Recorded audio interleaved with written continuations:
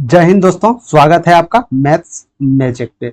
तो दोस्तों, आईबी की तरफ से एक पोस्ट आया है, वो जो पोस्ट का नाम है आपका सेक्रेटरी असिस्टेंट या मोटर ट्रांसपोर्ट 2025 वैकेंसी आया है। आखिर इसमें क्या क्या एलिजिबिलिटी है और कौन कौन स्टूडेंट भर सकते हैं, ए टू जेड इस विषय पे बात करेंगे। तो आप लोग वीडियो पे बन जाइए और वीडियो पसंद आ रहा है तो लाइक और शेयर जरूर कर दीजिएगा न्यू बच्चे के पास जो ये भर्ती भरना चाहते हैं। ठीक है, सबसे पहले बात करेंगे टोटल पोस्ट की। सबसे पहले जिक्र होगा टोटल पोस्ट की, नंबर 1। दूसरा नंबर इंपॉर्टेंट डेट, आखिर कब से कब तक आपका ऑनलाइन होगा। तीसरा नंबर बात चलेगा एग्जामिनेशन फी आपका क्या है। चौथा नंबर बात करेंगे फिर आपका पे स्केल, कितना से कितना लेवल पे स्केल, सैलरी आपका क्या मिलने वाला है। पांचवा नंबर आपका बात करेंगे हम क्वालिफिकेशन, आखिर योग्यता क्या रहने वाला है इसमें, क्या 10th वाले क्वालिफिकेशन है या 12th वाले फॉर्म फिलअप कर सकते हैं। ठीक है, फिर बात करेंगे अगला नंबर एज लिमिट के बारे में, कहां से कहां तक एज लिमिट है, आखिरकार रिलैक्सेशन ओबीसी एससी एसटी का क्या रिलैक्सेशन है, इसके बारे में बात करेंगे। और लास्ट फाइनली बात करेंगे इसका एग्जाम पैटर्न के बारे में, एग्जाम पैटर्न क्या रहने वाले हैं। ठीक है, तो सबसे पहले चलते हैं टोटल पोस्ट के बारे में, आखिर पोस्ट कितना इसमें से निकल के आ रहा है। तो आप लोग वीडियो पे बने रहिए, वीडियो पसंद आ जाए तो लाइक और शेयर जरूर कीजिएगा, और यदि अभी चैनल पे आप न्यू है तो सब्सक्राइब जरूर कर लीजिएगा पल पल नोटिफिकेशन के लिए, चाहे वो गवर्नमेंट नोटिफिकेशन हो या प्राइवेट हो या अदर कुछ भी इशू। ठीक है, चलते हैं पहली और टोटल पोस्ट कितना है पोस्ट वाइज इसको देख लेते हैं। ठीक है, तो सबसे पहले पोस्ट वाइज की ओर देखते हैं। यदि आप इंग्लिश स्टूडेंट हैं तो आप इस स्लाइड की ओर देख सकते हैं, यदि आप हिंदी में हैं तो आप इस स्लाइड की ओर देख सकते हैं। आपके लिए हम दोनों बाई लैंग्वेज हम करके रख दिए हैं, समझ गए। तो सबसे पहले बात करते हैं इंटेलिजेंस ब्यूरो। तो देख लिए आप सेक्रेटरी असिस्टेंट या मोटर व्हीकल 2025 के अंतर्गत है ये। निम्न में बोला जा रहा है निम्नलिखित सहायता खुफिया ब्यूरो गृह मंत्रालय के अधीन है ये। भारत सरकार में सुरक्षा सहायक मोटर परिवहन SAMT के पद पर सीधी भर्ती के लिए भारतीय नागरिकों से ऑनलाइन आवेदन आमंत्रित किए जाते हैं। समझ गए, कहने का साफ मतलब है कि ये जो वैकेंसी आया है मेरे दोस्त, ये गृह मंत्रालय के अंदर में आता है और भारत सरकार के सुरक्षा में जो सहायक मोटर परिवहन है ये सब है, आपको सुरक्षा का काम करना होगा और ये फुल्ली गवर्नमेंट जॉब है। ठीक है, समझ में आ गया। आईबी यानी इंटेलिजेंस ब्यूरो। ठीक है, तो पोस्ट बात करेंगे, ये स्टेट वाइज पोस्ट है, आप जो देख सकते हैं। पहला नंबर अगरतला में, ये जो है ये आपका यूआर श्रेणी का है, ये ओबीसी एनसीएल है। समझ गए, ये ओबीसी एनसीएल में काउंट कीजिएगा इसको। इसके बाद आप यदि यहाँ पे नहीं दिख रहा है तो यहाँ पे आप देख सकते हैं, ये ओबीसी एनसीएल का दूसरा पोस्ट, तीसरा एससी है, चौथा एसटी है, ईडब्ल्यूएस का पोस्ट है, टोटल पोस्ट दिया गया है। ठीक है, तो अगरतला में सबसे पहले सर अगरतला में बात करते हैं। यूआर के लिए 2 सीट है, ओबीसी एनसीएल इसमें 0 सीट है, एससी 0, एसटी 1 सीट है, ईडब्ल्यूएस 0 सीट, टोटल 3 सीट यहाँ से निकल के आ रहा है। ठीक है, इसी प्रकार बात करेंगे अहमदाबाद में। अहमदाबाद में टोटल सीट 8 निकल के आ रहा है यहाँ से अहमदाबाद में, जिसमें कि यूआर के लिए मैक्सिमम सीट 40 सीट है और एनसीएल के लिए ओबीसी जो एनसीएल में आप लोग आते हैं तो आपके लिए सिर्फ 1 सीट है, एससी के लिए 1 सीट है और एसटी के लिए 1 सीट है और ईडब्ल्यू के लिए 1 सीट है। ठीक है, तीसरा नंबर चलते हैं आइजोल। ठीक है, आइजोल में टोटल 7 वैकेंसी निकल के आ रहा है इसमें वैकेंसी आपका क्या है, एसटी का शायद 3 वैकेंसी निकल के आ रहा है और यूआर का 4 वैकेंसी है और बाकी बात जितने भी कैटेगरी है दोस्त उसका वैकेंसी इसमें नहीं दिया गया है। कहाँ पे, आइजोल। ठीक है, चौथा नंबर चलते हैं अमृतसर। अमृतसर में भी टोटल 7 वैकेंसी देख सकते हैं। आप किस कैटेगरी से बिलोंग करते हैं वो कैटेगरी वाइज आप ऊपर में इसको देखते चलिएगा। ठीक है, हम डायरेक्ट वैकेंसी और टोटल बताते हैं, नहीं तो एक एक एनालिसिस करने में दोस्त बहुत टाइम लग जाएगा। ठीक है, 5वां नंबर बात करते हैं बेंगलुरु। बेंगलुरु में टोटल 6 पोस्ट निकल के आ रहा है यहाँ पे। बेंगलुरु में टोटल 6 पोस्ट, ओबीसी का एनसीएल 2 सीट देख सकते हैं आप यहाँ और जनरल का आपका 2 सीट निकल के है। आगे बात करते हैं भोपाल। भोपाल में टोटल आपका 10 सीट निकल के आ रहा है। आगे भोपाल में 10 सीटें बता दिए। भुवनेश्वर 11 सीटें टोटल है, इसमें आपका जनरल का 6 सीटें हैं, ओबीसी एनसीएल 0 सीट है, बाकी बात एससी एसटी 2 सीट और ईडब्ल्यूएस 1 सीटें हैं। ठीक है, 7वां नंबर की ओर चलते हैं भुवनेश्वर, तो 11 सीट बता दिया। 8वां नंबर चलते हैं चंडीगढ़, तो यहाँ पे भी 12 सीटें निकल के आ रहा है। यूआर के लिए सबसे ज्यादा जनरल कैटेगरी से जो बिलोंग करते हैं उसके लिए 7 वैकेंसी यहाँ पे है, एनसीएल के लिए 3 वैकेंसी है, एससी 2, एसटी 0 और ईडब्ल्यूएस 0 वैकेंसी है। ठीक है, आगे की ओर बात करते हैं चेन्नई। चेन्नई में टोटल 11 सीट है, कैटेगरी वाइज आप अपना देख लीजिएगा। सबसे ज्यादा जो सीट की बात करेंगे हम तो सबसे ज्यादा सीट आपका दिल्ली क्षेत्र से निकल के आया है। आईबी मुख्यालय दिल्ली में है मेरे दोस्त। तो यहाँ पे सबसे ज्यादा सीट है, 52 सीट आपका यूआर को देखने को मिल जाएगा, 30 ओबीसी एनसीएल। एनसीएल मतलब नॉन क्रीमी लेयर होता है मेरे भाई।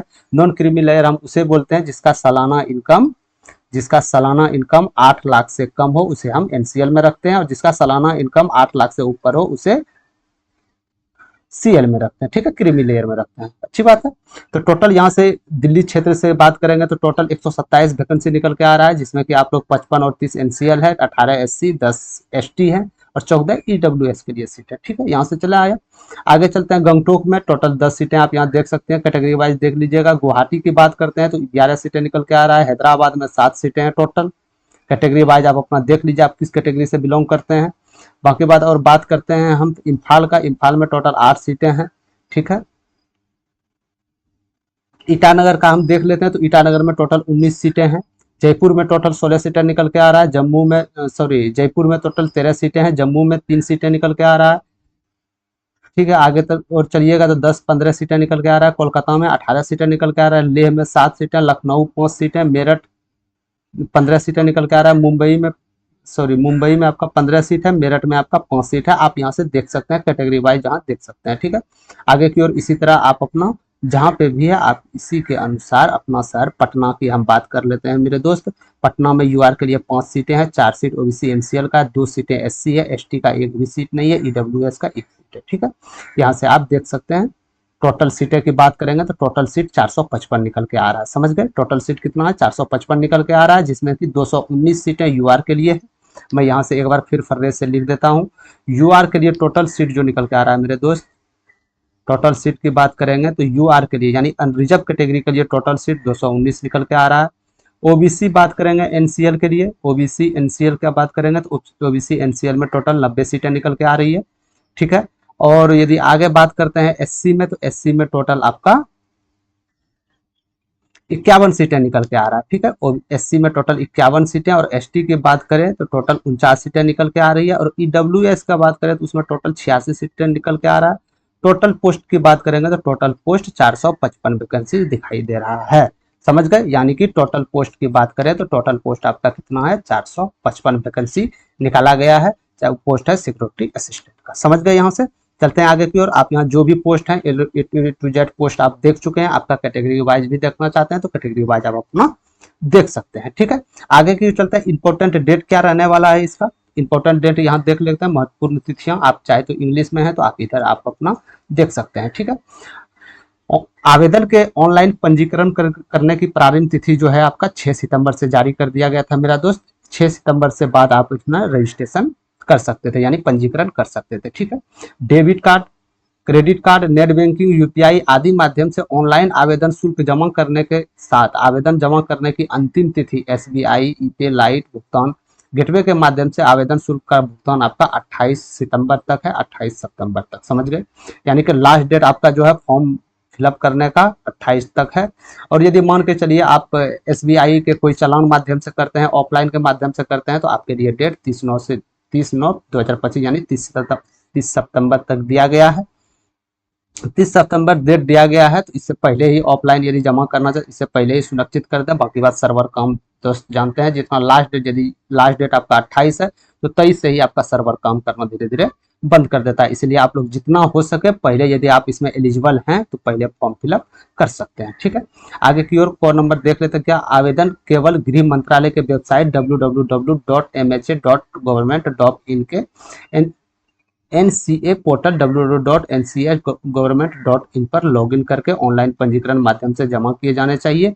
किसी अन्य माध्यम से आवेदन स्वीकृति स्वीकार नहीं किए जाएंगे।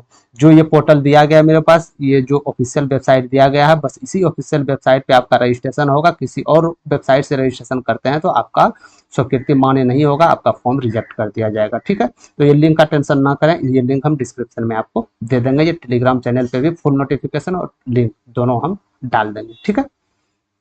आगे की ओर चलते हैं। 6/9/25 यानी 6 सितंबर से 28 सितंबर के बाद किया गया पंजीकरण स्वीकार नहीं किया जाएगा, समझ गए आप लोग। यानी 6 तारीख से 28 तारीख के बीच में आप लोग पंजीकरण कर लीजिएगा। यदि इससे बाद पहले किए तो आपको स्वीकार नहीं किया जाएगा। किसी भी कॉलम में गलत जानकारी देने पर आवेदन पूरी तरह से अस्वीकृत किया जाएगा यानी रद्द किया कर दिया जाएगा। किसी भी तरह का गलत इन्फॉर्मेशन आप यदि फॉर्म फिलअप करते हैं, डाटा फॉर्म फिलअप भरते हैं तो आपका फॉर्म रिजेक्ट कर दिया जाएगा, ठीक है।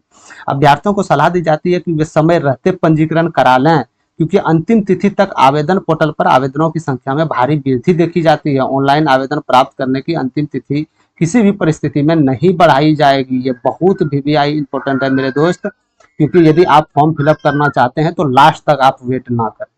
ठीक है, साफ साफ बोला गया है, किसी भी परिस्थिति में यदि आपका सर्वर काम फॉर्म फिलअप करते समय सर्वर काम नहीं कर रहा है या कोई बाय चांस पेमेंट नहीं हो पा रहा है, यदि आप 27 को 28 को पेमेंट करते हैं तो आप जो सोच रहे हैं कि आईबी के तरफ से इसमें डेट एक्सटेंड करेगा यानी डेट बढ़ाया जाएगा, तो आप गलत फहमी में है, डेट आपके लिए नहीं बढ़ेगा। समझ गए, यहाँ से साफ साफ निर्देश दिया गया।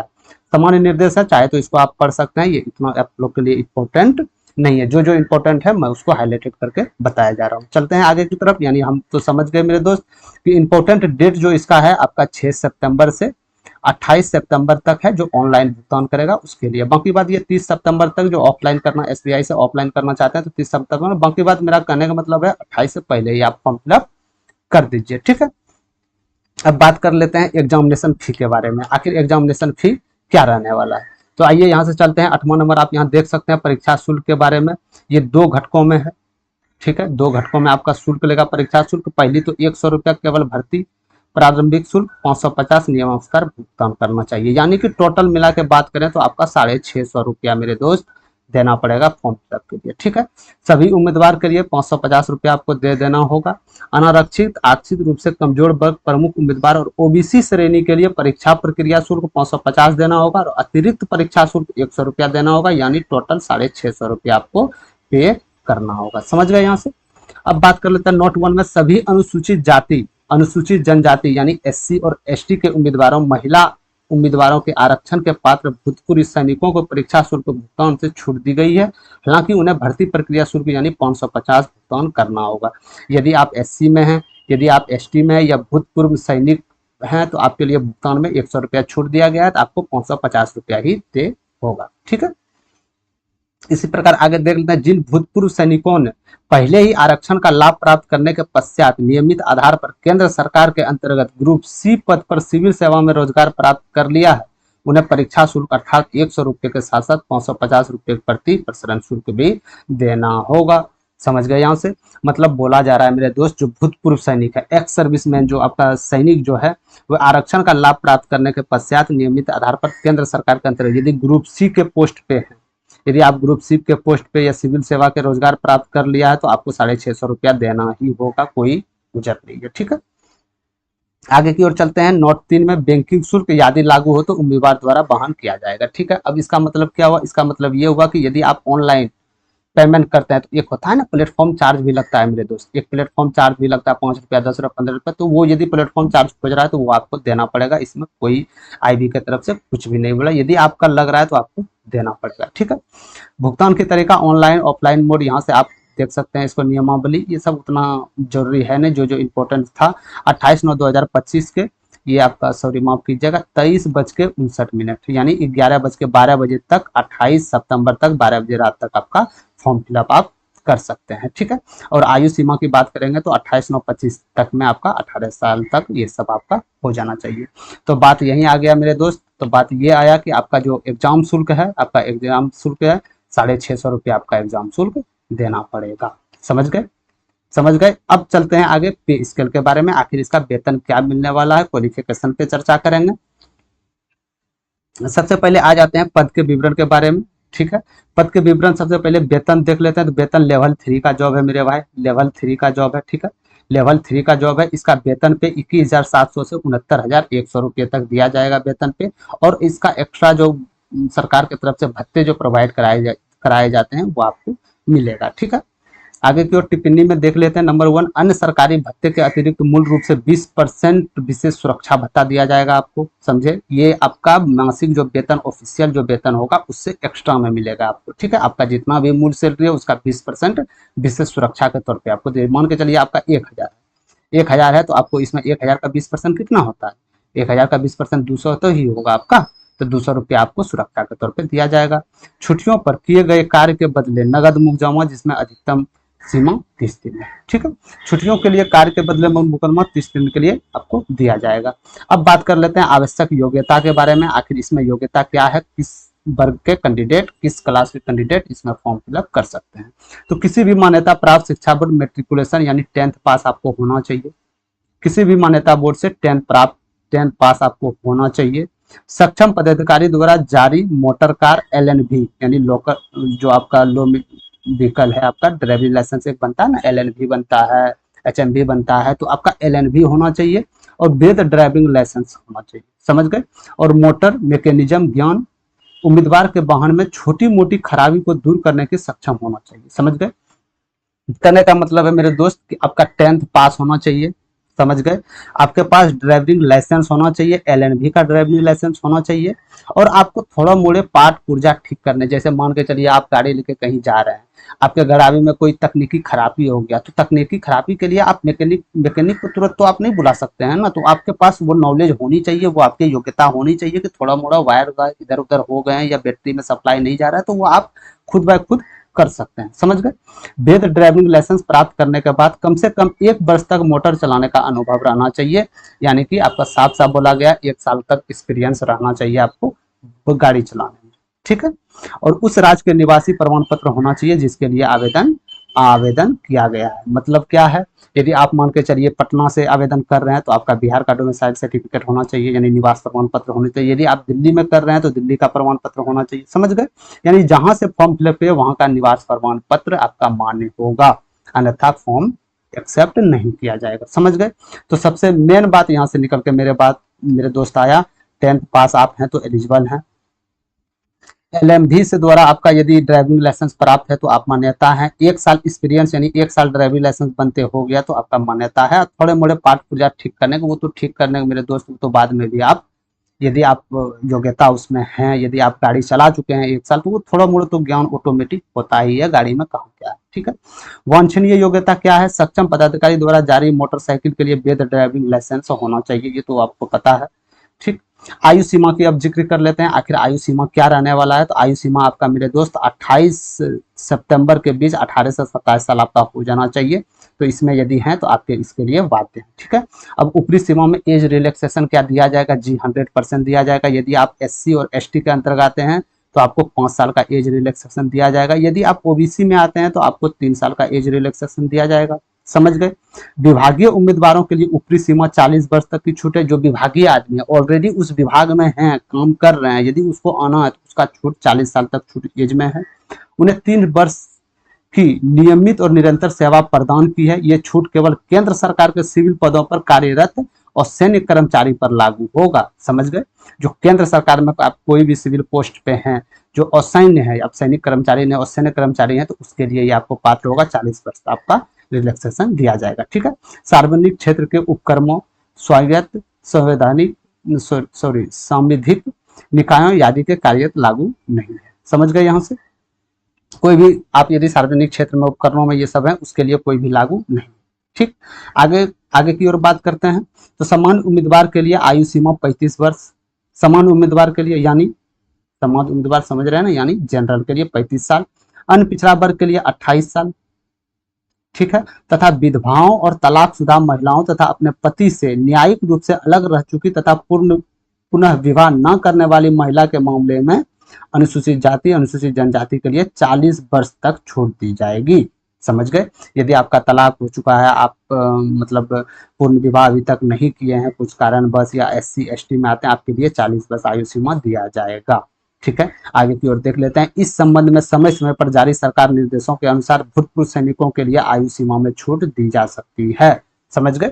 तो हो सकता है आगे नोटिफिकेशन देके वो यदि उम्र सीमा में छूट देना चाहे तो वो दे सकते हैं। यदि आप इंग्लिश में है तो यहाँ से भी आपके स्किल देख सकते हैं, क्वालिफिकेशन देख सकते हैं, आप एक वांछनीय योग्यता देख सकते हैं, एज लिमिट यहाँ से आप देख सकते हैं, ठीक है। इसका फुल्ली नोटिफिकेशन दे देंगे हम, आपको घबराने की जरूरत नहीं है।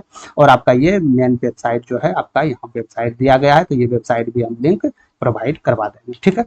तो क्या क्या हमने जान लिया यहाँ पे, तो हमने जान लिया टोटल पोस्ट कितना है, समझ गए मेरे भाई। टोटल पोस्ट आपका कितना है, इंपॉर्टेंट डेट क्या रहने वाला है, एग्जामिनेशन फी आपका 650 रहने वाला है। इंपॉर्टेंट डेट तो आप 6 सितंबर से 28 सितंबर है। 455 टोटल सीट है आपका। पे स्केल तो आप देख चुके हैं। लेवल 3 का जॉब, समझ गए। लेवल 3 का जॉब है, 21,000 से 69,000 आपका सैलरी मिलेगा। क्वालिफिकेशन आप देख लिए, 10th पास होनी चाहिए मेरे दोस्त, 10th पास होनी चाहिए। एलएनबी से ड्राइविंग लाइसेंस और 1 ईयर्स का अनुभव रहना चाहिए, समझे।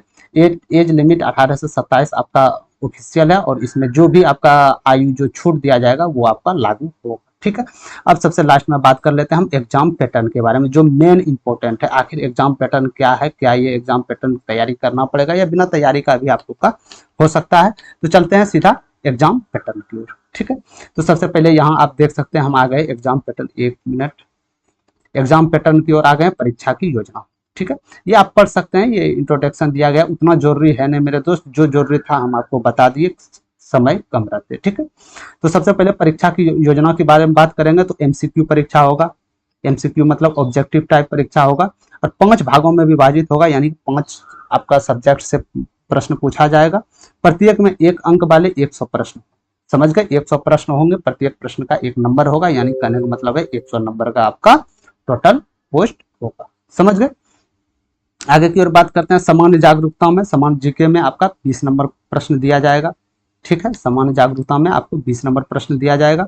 बुनियादी परिवहन ड्राइविंग नियम में आपको 20 नंबर, इसी से आपको क्वेश्चन बुनियादी पर, यदि ड्राइविंग लाइसेंस दोस्त लेने गए हैं तो उसी के अनुसार आपको, यदि ड्राइविंग पोस्ट पे, सिक्योरिटी के पोस्ट पे आपको दे रहा है तो उसी से आपको 20 नंबर पूछा जाएगा, बाइक के बारे में, ड्राइविंग लाइसेंस के बारे में और ये ड्राइव के बारे में, समझ गए।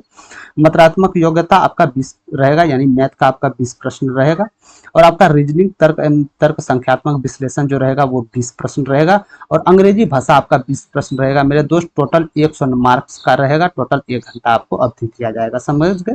टोटल आपको समय 1 घंटा प्रोवाइड किया जाएगा, 100 मार्क का टोटल प्रश्न होगा, ठीक है। ये तो टीयर 1 था।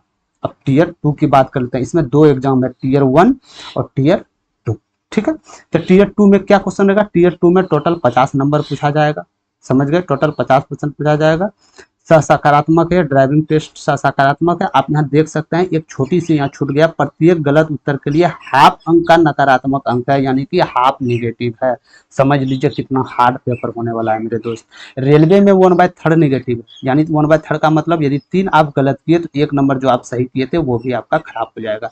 लेकिन इसमें हाफ निगेटिव है, हाफ निगेटिव का मतलब यदि 2 प्रश्न आप गलत किए तो 1 प्रश्न सही आपका चले जाएगा। तो इसीलिए मेरे दोस्त अभी से आप इसमें लग जाइए, यदि आपको आपका ये सपना जॉब है तो आप अभी से इसमें सिलेबस में लग जाइए। आप समझ रहे हैं ना, 2 गलत कीजिएगा आप 1 नंबर जो सही किए वो गलत चला जाएगा।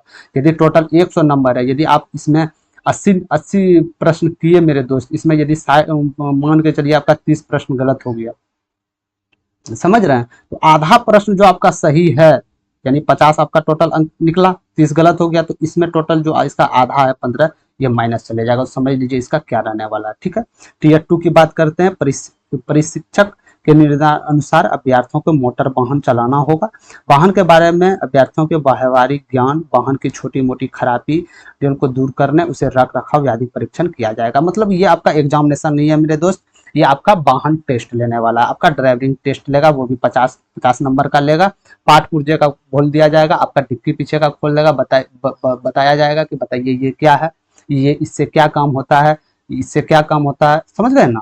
तो आपको ड्राइविंग लाइसेंस के बारे में, यदि आप ड्राइविंग लाइसेंस में गाड़ी चलाते हैं तो आपके लिए बहुत ही मिनिमम और बहुत ही ठीक है, समझ गए, ठीक है। तो 50 नंबर इसे दिया जाएगा, टोटल मार्क्स आपका 50 रहेगा। इसमें समय अवधि नहीं दिया गया, क्योंकि समय अवधि यदि आपसे टेस्ट लगा मेरे दोस्त, क्या समय अभी उसमें दिया जाना चाहिए आपको, ठीक है।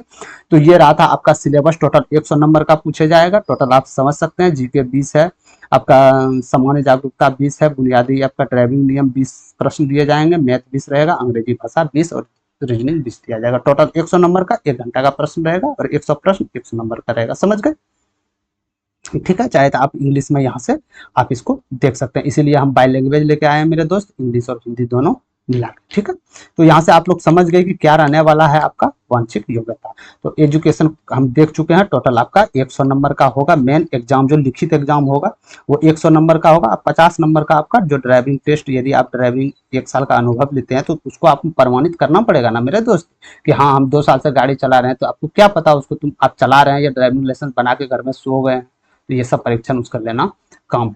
तो ये था नोटिफिकेशन मेरे दोस्त। यदि आप इसमें एलिजिबल हैं तो आप फॉर्म फिलअप कर सकते हैं, और आप यदि फॉर्म फिलअप इसमें कर दिए तो आप बैठे मत रहिए। इसका जो भी सिलेबस है, जो भी सिलेबस आपको दिया जा रहा है, ये सिलेबस को आप पलटाइए और सिलेबस से आपको कंटिन्यू इसको कर दीजिए। अब बात रहा इसमें मैथ्स के बारे में मेरे दोस्त, तो मैथ्स डेली आपका PYQ क्वेश्चन होता है, तो डेली आप इस चैनल पे मैथ्स अपना तैयारी कर सकते हैं, ठीक है। तो 50 नंबर का इसका मोटर व्हीकल का वो टेस्ट लिया जाएगा।